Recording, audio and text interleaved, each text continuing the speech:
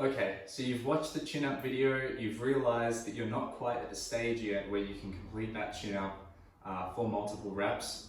Maybe you have one, maybe you have two, but yeah, reps aren't quite there yet. What we're gonna do is work on a limited range of motion chin up. So you're still gonna do the same repetitions as listed in the program, but you're just gonna use rings or a bar, which basically shortens the range of motion slightly. So let's show you right here. We set these rings up because I don't have the strength yet to pull all the way up to this bar.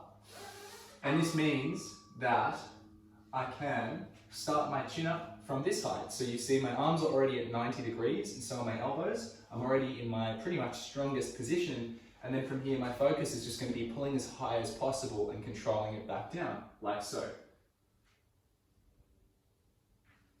Just until my feet touch.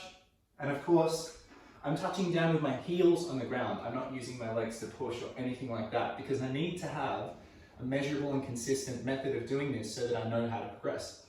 So let's say I've done my reps at this height in week 1 of my program.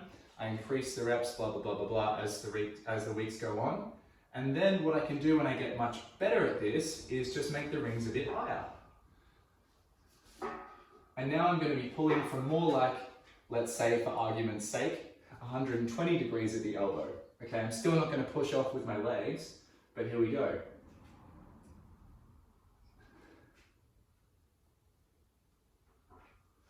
And it might have taken me 6 weeks to get that much of an increase in the height of the rings, but that's okay because I'll just keep going and then eventually I'll be able to do that same thing from the bar, maybe standing on some plates to elevate me, but you can see the angle of my elbows is now even bigger.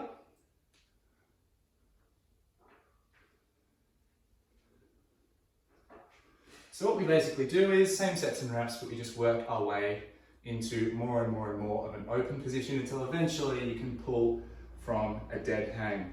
But before you have the ability to pull from a dead hang, you're probably going to find that you want to start off your movements with set arms like this.